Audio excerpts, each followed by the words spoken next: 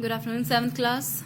So बेटा up to yet we have done the characteristics of chemical reactions. ठीक है, जिसमें evolution of gas, change of color आया था, formation of precipitate means कुछ insoluble part बन जा रहा था. ठीक है, generation of heat and light, कुछ amount of heat जो है वो बाहर निकल के आ रही थी reaction के दौरान. ठीक है, कुछ reactions के अंदर heat देनी पड़ रही थी for that reaction हो जाए इजीली. ठीक है, जैसे नाइट्रोजन प्लस ऑक्सीजन है तो इसको कंबाइन करने के लिए हमें ऑक्सीजन देनी पड़ती है.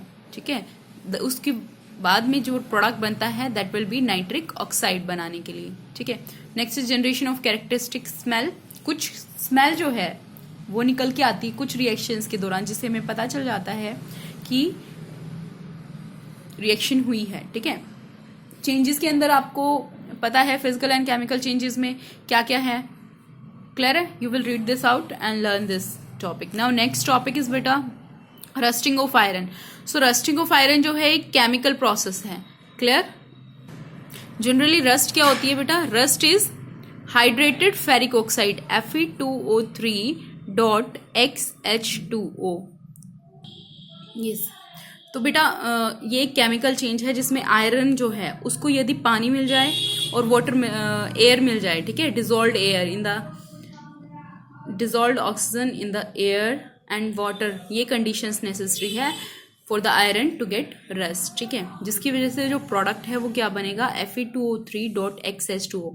ये है rust, that is iron oxide का फॉर्मूला, और इसको हाइड्रेटेड फेरिक ऑक्साइड बोलते हैं हम. ठीक है, साइंटिफिक नेम में. तो क्या होता है? It is a chemical reaction that affects the iron object and slowly destroy them. धीरे धीरे ये पूरी जो मेटल है आयरन इसको खत्म कर देता है. ठीक है, किस तरह से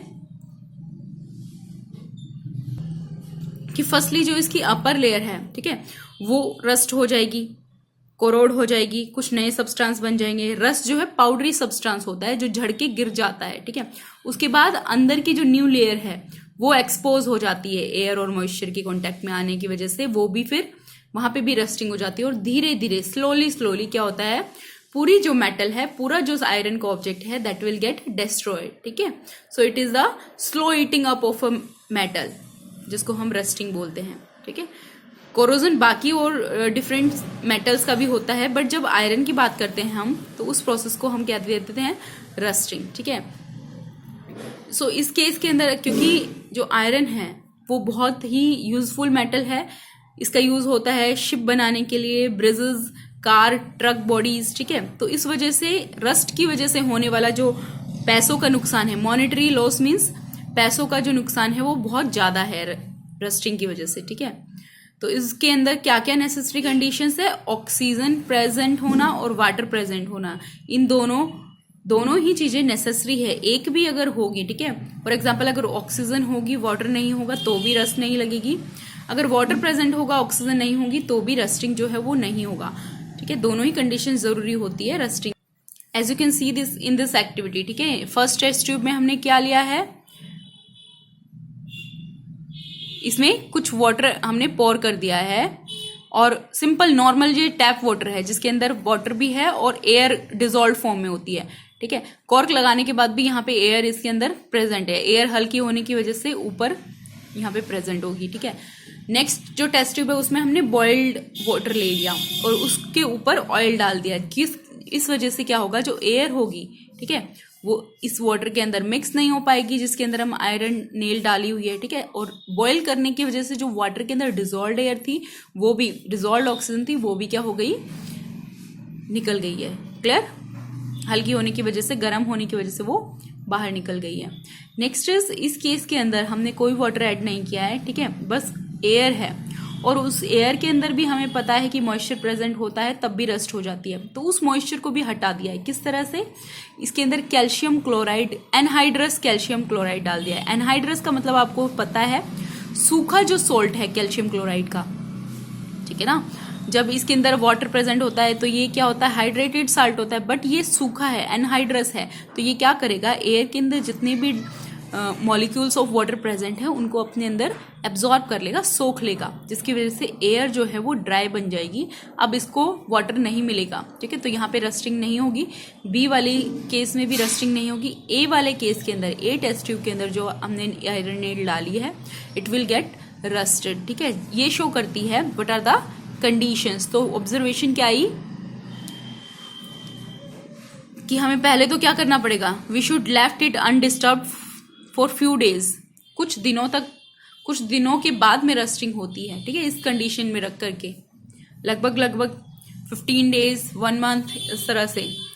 next, iron nails rust in test tube A but not in B and C, इसके अंदर रस्टिंग पॉसिबल हो जाएगी। क्लियर। अबे बेटा कि इसको हम प्रिवेंट कैसे कर सकते हैं इस रस्टिंग को, ठीक है। तो उसके लिए सबसे पहली बात तो है पेंट, ग्रीस अप्लाई करना, ऑयल अप्लाई करना, ठीक है, किसी तरह का ल्यूब्रिकेशन दे देना। ल्यूब्रिकेशन समझ गए आप, जिसकी वजह से ये एयर के मॉइस्चर के कांटेक्ट में ना आ पाए आयरन, ठीक है। दूसरा प्रोसेस है इसका गैल्वेनाइजेशन। तो फर्स्ट वाले केस में हमें क्या एग्जांपल ले सकते हैं, फॉर एग्जांपल गर्मियों में हम लोग कूलर को रखते हैं, ठीक है।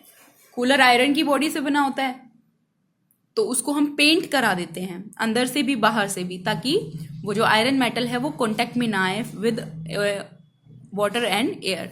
Next is galvanisation. ये क्या प्रोसेस है, it is a method of protecting steel and iron.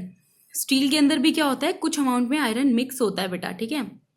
तो उसको रस्टिंग से बचाने के लिए उसके ऊपर जिंक की लेयर चढ़ा देते हैं। स्टील और आयरन के ऊपर जिंक की लेयर चढ़ा देते हैं, ठीक है, थ्रू एक केमिकल इलेक्ट्रोप्लेटिंग मेथड से।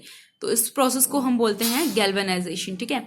बिकॉज देखो जिंक जो है, जिंक की कोटिंग किस लिए करते हैं, जिंक मोर रिएक्टिव है आयरन से, तो ये इजीली ऑक्सीजन के साथ रिएक्ट करके पहले ही उस, मान लीजिए ये आयरन की पाइप है, ठीक है, इसके ऊपर जिंक की कोटिंग आप लोगों ने देखी होगी, आयरन वाले जो पानी के पाइप होते हैं, ठीक है।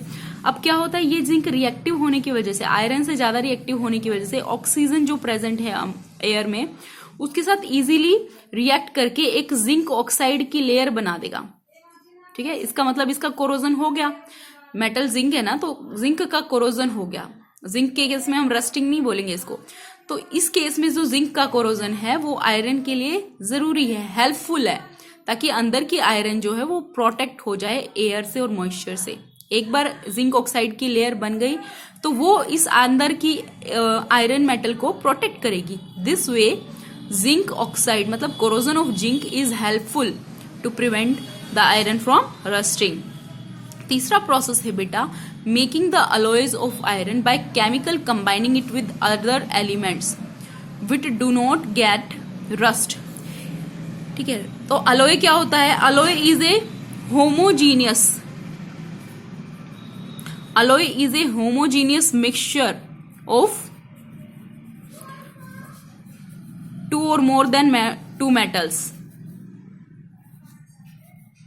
या फिर 2 मेटल्स 1 नॉन मेटल्स भी हो सकती है, ठीक है।